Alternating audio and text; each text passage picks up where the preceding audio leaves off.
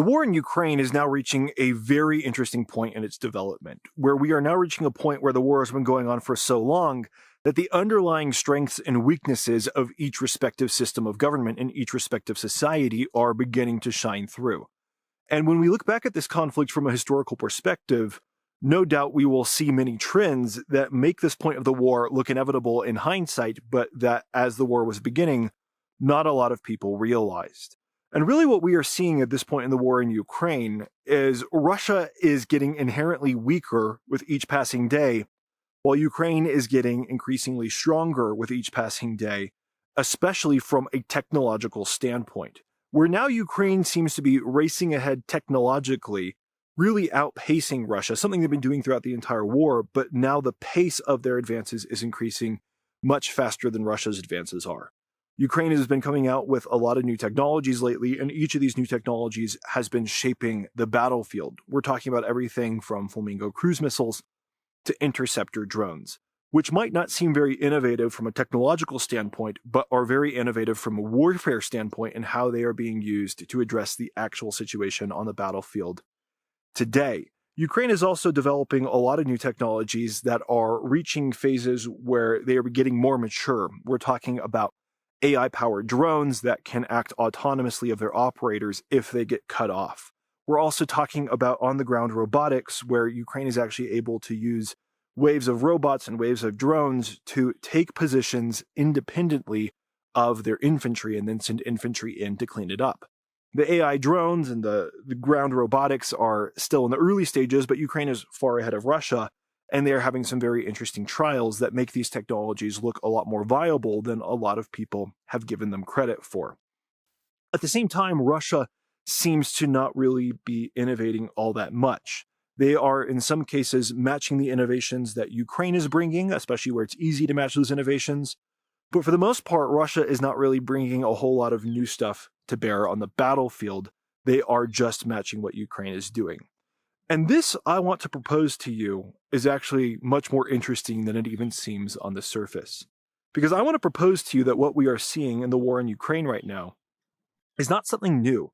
It is actually something that has played out many times throughout history, and at least two major times in the past century, where we see how democracies are inherently superior to dictatorships, or governments that are more inclusive of average people in society, even if they are not full democracies, are inherently superior to governments that are less inclusive, that are more centralized, and where there are less opportunities for average people. And it is these governing structures and the underlying strengths and weaknesses of them that I would propose to you are why Ukraine is racing ahead while Russia is falling very far behind. I want to start this analysis, first of all, with a very specific example to prove my point and show how Ukraine's innovation will very soon eclipse anything that Russia can produce, and that this rate of innovation will ultimately be what probably wins Ukraine the war. And then once I do that, I will be prepared to show you other examples of the same thing happening throughout history, and I can prove to you that this is because Ukraine is a freer society than Russia is. And that has a lot of implications, not just for how we predict the outcomes of geopolitical conflicts in the future, but also for how we vote and try to orchestrate our own societies back at home. So the very specific example I want to use is Ukraine's new interceptor drones, which on the surface might not seem all that special, but they are actually a rather brilliant innovation. These interceptor drones are something I've talked about before, but basically they are a very affordable drone that is capable of very consistently intercepting more expensive Russian drones that enter into Ukraine's airspace. Ukraine has realized that Russia's new tactic is to basically attack Ukrainian cities with large waves of drones, not to attack Ukraine on the front line, but rather to attack Ukraine on the home front, basically to terrorize them. And Ukraine has been able to very rapidly respond to this change in Russian strategy by coming up with a technology very quickly that counters Russia's strategy, and very soon we will see interceptor drones doing just that. Where Ukraine can, for the cost of, around $1,000, and even if several of these fail, maybe for a couple $1,000s, take out Russian drones that cost many multiples of that amount.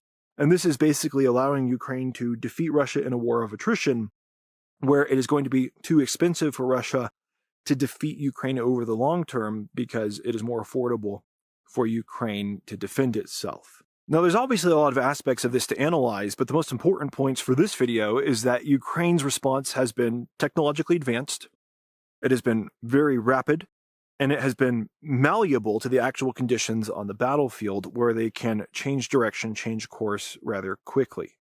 And importantly, this is very different than what we've seen from Russia, for example. And this is not the first example of this.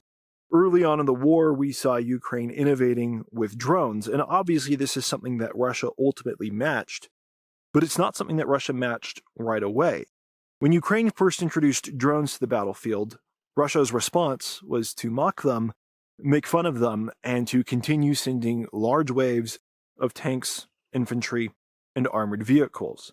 And ultimately, the drones ended up eliminating the tanks, the armored vehicles, and the infantry. And it was only after a lot of these had largely been eliminated that Russia finally reached the point much later in the war, comparatively, where they were innovating with drones of their own. At this point, Ukraine then brought their own drone advancements, and Russia matched those a little bit later, and this is the trend that we have seen throughout the war, where Ukraine innovates very quickly, and Russia always lags a little bit behind them. Up to this point in the war, that has prevented Russia literally from pushing forward, and it will probably continue to do so. But what a lot of people miss is that over time, these technological wedges grow. And the underlying reasons for why they exist grow. And we're now reaching a point where Ukraine's advantages over Russia could become catastrophic, and Ukraine's advantages over Russia could actually ultimately deny Russia from being able to reach the next rung quickly enough. So when we look at the interceptor drones, for example, rather soon Ukraine will probably be able to stop the waves of Russian drones that are coming over their territory because Ukraine's interceptor drones are ready.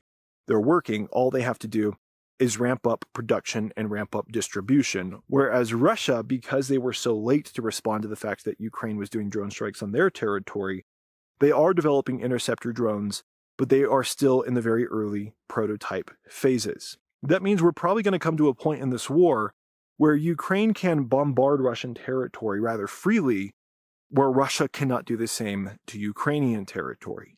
And while Ukraine has this advantage, they'll be able to do things, for example, take out electronics facilities, electronics factories, things that they're already doing, that will slow down Russia's rate of advance.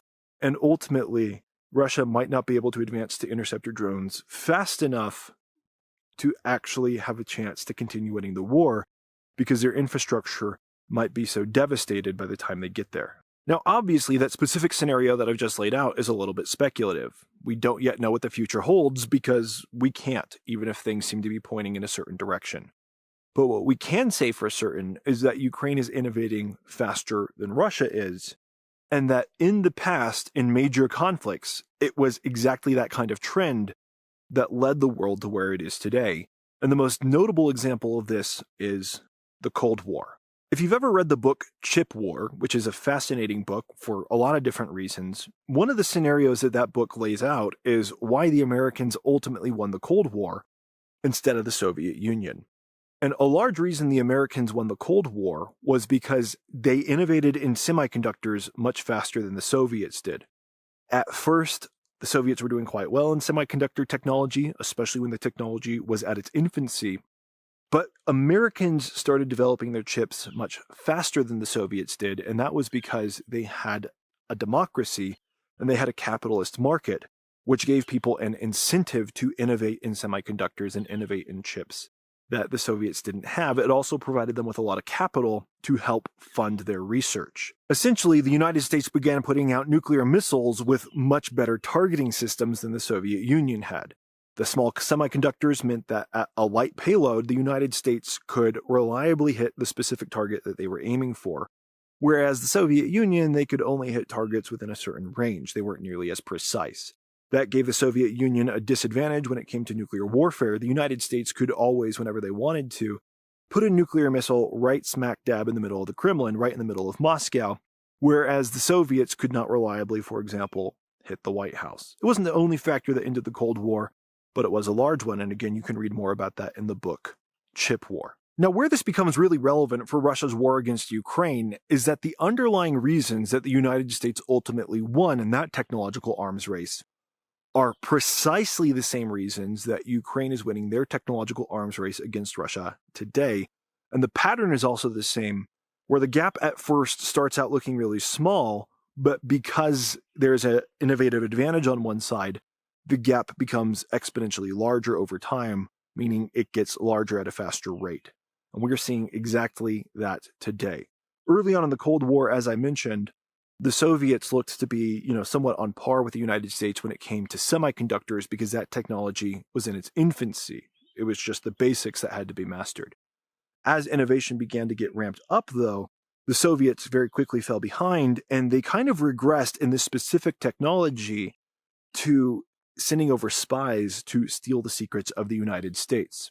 But because semiconductors were getting to the point where the technology was doubling in effectiveness every single year, by the time the Soviets stole the technology and by the time they could actually, start producing the technology with a high enough quality, which they never really could, because that was a whole battle in and of itself, the United States already had chips that were miles ahead of where they were. And as time went on, the Soviets fell further and further and further behind, even though at first they started out where it seemed to be on par. There's a couple reasons that the United States was getting so far ahead and the Soviets regressed to just copying, but the main reasons were due to the underlying natures of the societies. As we all know, the Soviets were able to come up with some really good, strong innovations. We look at Sputnik, for example. We look at rockets and the fact that the Soviets early on seemed to be winning the space race. But then, of course, the United States ultimately won that too. And what we realize is that a society like the Soviet Union that is very centralized can be very good at carrying out a hyper-specific objective that is handed down from the top. But they are very bad at reacting to how things are going in real time. Now, the reason these societies are so bad at reacting is because of the way the incentives are stacked up. And a more democratic society where people can enjoy the fruits of their labors, where they can own intellectual property, and they can actually get rich by developing and innovating, they obviously have a much bigger incentive to go out and do that. Whereas in a society like the Soviet Union, people may be driven by national pride, they may be driven by ideology or a number of other reasons, but ultimately their drive is coming from the top down, telling them to build something rather than having an incentive in and of themselves to just build and create for its own sake. And there is, something really interesting about innovation, where a lot of the best innovation tends to come from startups. And the reason that it tends to come from startups is because as people become successful and they become more wealthy, they tend to get stuck in their ways. And this is just a trend with older people in general. The older you are, the more successful you are, the more you're stuck in your ways. Whereas younger people are more able to see the world through a kind of a new lens. So when you look at a society like modern Russia today and you compare that to Ukraine, you see some huge differences. What a lot of people don't realize is that in modern Russia, there is actually an active disincentive to innovate. Because the country is ruled by oligarchs and because it is ruled in such a mafia style. When we look at the birth of the Russian Federation, there were basically mafia wars to decide who would control which resources. And these people would use force to steal other people's property, whether that be intellectual property, whether that be the right to mine and extract certain minerals, oil, gas, you name it. And so in modern Russia, there is a reason that they are a largely extractive economy that focuses on these resources because these are the resources that are the easiest for the oligarchs to control with the wealth that they have. For your average Russian person, it's not that there's zero innovation in Russia, but for your average Russian person, there is not as much incentive to innovate because a lot of people fear that if they're successful, that could be the worst possible thing for them. Think, for example, if you lived in a city that was ruled by the mafia, what would you rather do? Would you rather have a job and just live a normal life and stay off the mafia's radar? Or would you rather start a successful business that then sends the mafia to come knocking on your door asking for their cut, and in the process, maybe they hurt your family? This actively squashes innovation And because the oligarchs already control everything and they are so wealthy from the system as it exists, for example, with the older, more archaic weapons systems, their only incentive to innovate is after they realize that they are actively being defeated. At first, they actually have an incentive to not innovate because producing more weapons is actually better for them. They personally make more money.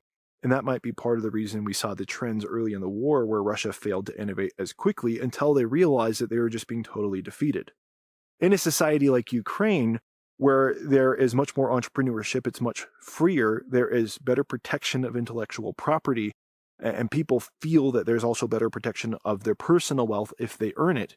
These people are going to go out and try to innovate from the get-go because there is money to be made. This trend is then why we see Ukraine defeating Russia in every important way when it comes to drones, when it comes to AI, when it comes to robotics, and other things of the sort. A lot of people, though, they have a strong reaction to this, and they'll say, well, isn't this just war profiteering to see this need and go in and make money off of it? And the answer to that is maybe in some cases, but not typically. The perspective we need to have is that this isn't war profiteering, but rather that this is entrepreneurship that is profiting from developing the technology that your society needs the most. And if you're a society like Ukraine that is being attacked, the technology that your society needs the most is unfortunately weapons. These people who are working to develop these weapons, if their country was not at war, they otherwise might use their efforts to develop a different category of technology, but that's not what their country needs right now. And so that's not what will be as rewarded. And here we see a strength of a democratic society, and actually a strength where the ability to earn money from a war can actually be a positive thing for a society when, with the caveat, when your country is the one being attacked and you need to benefit your society by giving them weapons that help them to protect themselves and to preserve lives. With this perspective, we can compare Russia and Ukraine in a very interesting way. If you're an 18-year-old in Russia versus Ukraine, and you are looking out at the world and the best way to construct your life for the most financial benefit, which is something that people do in all societies, it might be very natural for you to look at the conflict that your country is currently in as one avenue to do that. And the way that that is done in either country is very telling. In Ukraine, if you want to help solve your country's biggest problem, which is the war, and you want to be rewarded for that and make money in the process, you go and you think really hard and you study and you try to develop technology and develop companies that will help protect and preserve more lives at home. If you're a Russian, you simply go to the closest recruiting office and you volunteer to get a military signing bonus, to get a high military salary, and a high death benefit if you pass away. These are two people who are looking at the same conflict. They are both making money from it, which is not inherently a bad thing, but in many cases it can be or not be. It depends on the underlying motives. One of these people is developing technology that is advancing their society, their economy further. One of them is just allowing themselves to be used as a weapon by their state. And one of them is progressing a society. One of them is actively dragging down a society and using up the few resources that it has. And it's pretty clear which of these is the superior approach in a long, drawn-out conflict, and for the long term, for the health of that society. Now, in each of these choices, you can again see how the underlying societal structure leads to the 18-year-olds feeling that these are their respective options. In a societal structure that is more democratic, more open, more free market, where you're going to be rewarded for your efforts, people are more inclined in a certain direction. In a societal structure where everything is owned by the oligarchs, your only question is, what is the best way for me to get those oligarchs to pay me the highest salary? Innovation never even crosses your mind. This then has become a huge problem for Russia, because the oligarchs, the only ones who had the true profit incentive, had the incentive to keep things as they were. Because they kept things as they were for too long, they did not innovate fast enough, and Ukraine got the competitive, innovative advantage. And even if these oligarchs now realize their error and try to flip the switch and go in the other direction, they're still not going to be able to catch up to Ukraine. Not only because Ukraine is ahead of them already, But because of the underlying factors, those don't change overnight. You cannot manufacture internal drive, you cannot manufacture internal desire, internal commitment, or any of those things, especially in a society that you specifically constructed so that people would look to you for opportunities rather than looking for ways to lift up society as a whole. This then is probably where we get to our major takeaways, which I hope will be actually really insightful. First and foremost, we looked at two major examples of two societies that have failed to innovate fast enough and therefore have potentially collapsed because of that. The Soviet Union and potentially modern Russia. And what is interesting about this is that these are two societies with two different underlying societal structures, two different extremes of, for example, the political spectrum. Here in the United States, a lot of the arguments I've made in this video are very well known when it comes to arguing against communism. When you have communism and everybody gets the same, there are not enough incentives to innovate, and therefore the society falls behind. That is well known to people. But people forget that that same risk exists on the other side of the spectrum, where you have a dictatorship, a society where all of the wealth gets too much accumulated in the hands of too few people, and how that structure actually doesn't create innovation, it actually stifles innovation. When you have too much wealth in the hands of too few people, it creates a societal structure where people start to look to those people for opportunities because they don't think that they can actually be successful if they go out to innovate for themselves. And so when you have societies like the United States that have been very successful capitalistic societies, but increasingly the wealth gets into the hands of fewer people, increasingly those people are able to use that wealth to influence votes and orchestrate the society in a way that builds more wealth for them and creates less opportunities for other people. The inherent risks are the same, even if they're not to the same degree as those in communism that we always talk about avoiding. And so we realize here that the real problem isn't just the underlying political system, it's what that underlying political system does. And what that underlying political system does that creates these problems is that it removes the motive for innovation. It removes the desire for innovation. And there's more than one way to do that. And there's more than one of these extremes to avoid.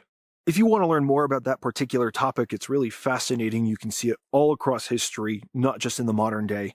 There is a really good book that discusses that. It's called Why Nations Fail.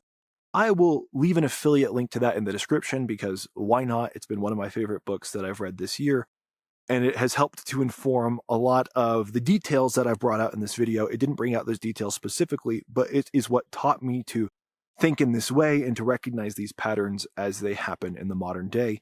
And I think that is the best kind of education, when you learn a pattern from the past and you can then apply that pattern to the modern day.